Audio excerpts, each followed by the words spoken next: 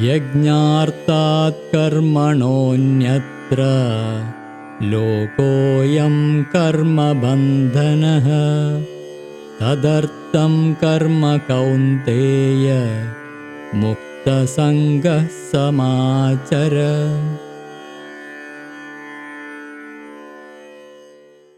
Chapter 3, Shloka 9. By doing works, not for sacrifice, this world remains in bondage to works. For sacrifice practice works, O son of Kunti, free from all bondages and attachments. Sacrifice, on one hand, is the great secret of the Vedas, and on the other hand, is the jewel brought to us by the Bhagavad Gita.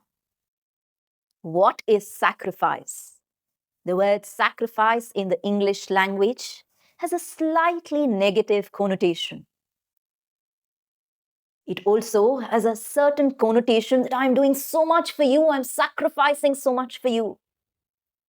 The true sacrifice is a yajna, is a joyful self-giving.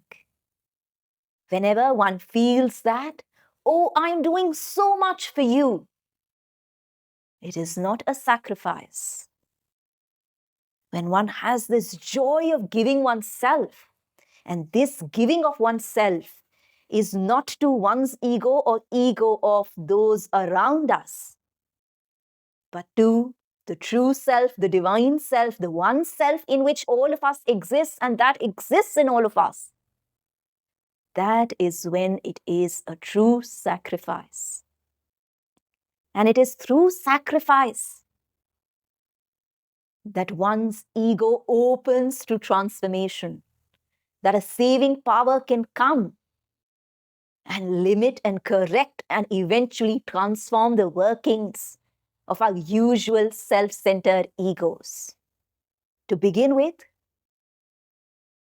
sacrifice is to do works, but not for the sake of oneself or one's attachment to one's people, one's friends.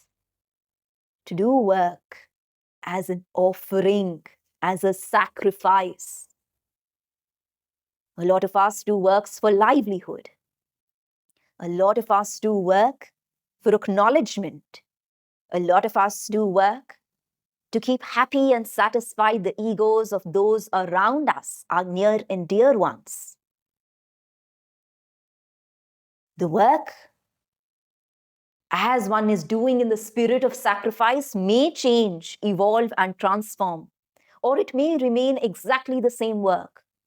But it is the spirit, the intention that matters.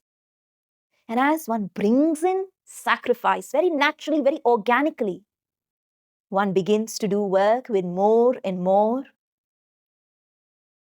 increasing perfection and perfectibility and beauty and presence.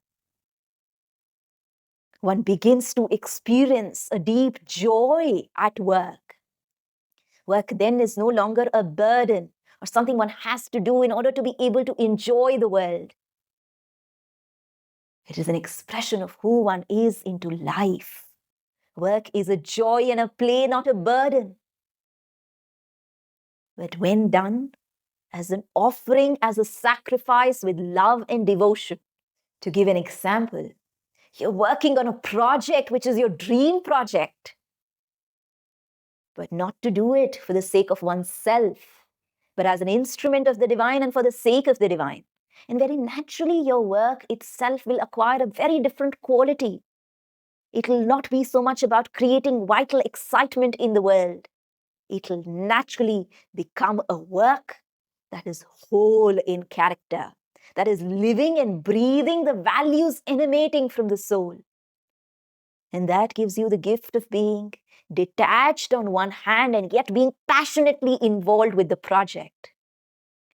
But if you put too much of your narrow egoistic identity at the heart of it, then things like whether am I getting credit for it or not, whether am I being acknowledged for it or not, what is my title, what is my position, what is my hierarchy, These things matter first and foremost and predominantly than the work at hand.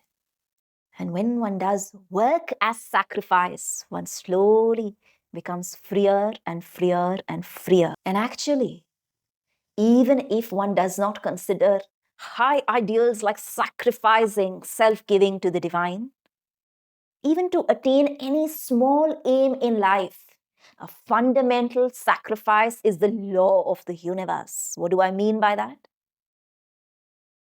On one hand, there are senses that are indulgent, that want to scroll reels late at night. On the other hand, there is some part of you wanting to attain an aim of a higher character than whiling away one's time while scrolling reels. Only if one sacrifices scrolling reels can one make time for a higher goal. To achieve anything and everything in life, sacrifice is the fundamental. And the more one sacrifices, and the more one sacrifices to a higher and higher aim, the more one sacrifices. In the beginning, one sacrifices for the sake of principles, morals, ethics, but increasingly for the divine and the divine presence and the divine self and the divine reality and the divine will. The more one sacrifices, the more one joyfully progresses and becomes freer and freer. Freedom is not the absence of work. Freedom is not just to do the work where nobody else is involved and I am my own boss. That's false freedom. Freedom is the law. Freedom is the freedom to follow the law of one's being.